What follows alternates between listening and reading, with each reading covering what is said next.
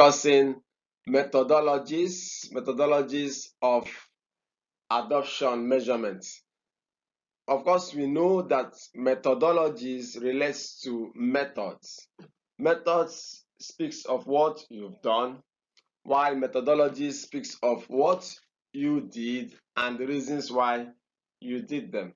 In discussing methodologies of adoption measurement, we expect that at the end of this session, you should be able to understand what we mean by quantitative and qualitative methods, and then go further to discuss these types of quantitative and qualitative methods of adoption measurement. The first thing that we need to look at now, which has to do with quantitative and objective methods of adoption measurement. When we say something is quantitative, it means it can be counted. We can feel them. They are numericals. So this method will include surveys. Surveys like computer-assisted personal interviews. Yes, what we call the CAPI, where you design your questionnaire and then maybe using any of the forms. Commonly, people are using Google Forms. Use your Google Form, design your questionnaire on a digital device like your phone, your laptop, your digital device is available for you. Then send your interview schedule, that's a questionnaire, to farmers, maybe at household level or as individuals. It's good that we separate questionnaire from interview schedule. Now, as part of computer-assisted personal interviewing, what we use is questionnaire. In questionnaire, you send your research questions, those questions that are important to answer your research problem, to provide answers to your research problems, send them to the respondents and they fill on their own.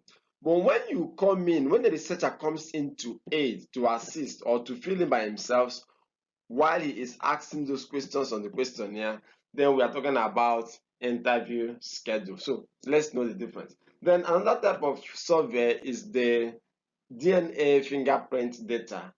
Yeah, a benchmark method is used, and this uses genetic analysis to confirm the adoption of certain technologies. So there is a genetic analysis. This is higher than what we have here in Africa, but then in advanced nations, that is clearly done.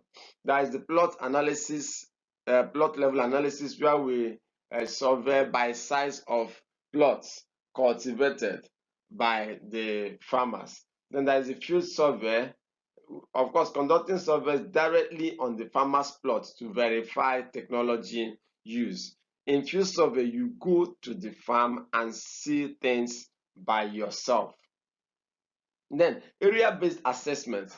In area-based assessment, as we can see here, for area-based assessment, quantifying adoption is done by calculating the percentage of a farm that uses a specific technology, such as the percentage of land under cultivation or the proportion of farmers who adopted the innovation.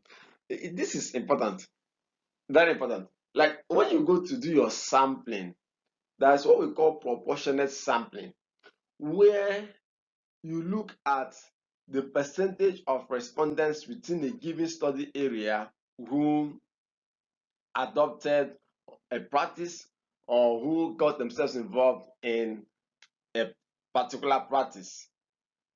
It's wrong to have even distribution of respondents across locations. You cannot come to Ikwo maybe with 1,000 farmers, now get to Oneke with 1,000 farmers as well, and then get to Abakaliki with 500 farmers. And now you select 100 farmers across board. If you select 100 farmers in Ikwo with 1,000 farmers, it means there is the probability that in every 100 farmers, about 10 persons will be selected. But if you do that in Abakaliki, it means that in every 100 farmers, 20 persons will be selected. So you do what we call proportional sampling. Where the number of respondents are higher, we expect you to have more persons participating.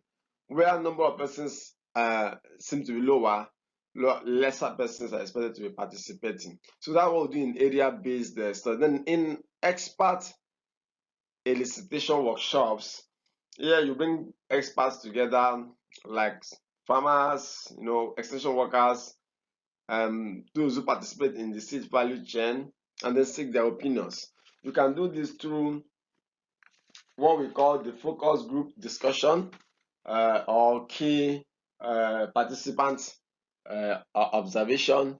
There are many other approaches, KPI that can be used to do expert elicitation workshop. Now, using statistical models, we use things like Bayesian regression to identify the determinants of adoption, such as how does socioeconomic characteristics of respondents affect their adoption, and then we run the analysis.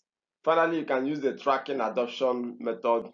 The tracking adoption method runs over time, a kind of time series, measuring the duration of use, look at the peak periods of adoption, look at the speed of adoption, look at the off-peak period of adoption. This will help you to understand the diffusion of an innovation. So these methods, you should be able to discuss these methods of measuring adoption. These methodologies, remember we mentioned several of them, know them, and how they can be applied in agricultural extension. Thank you for your time.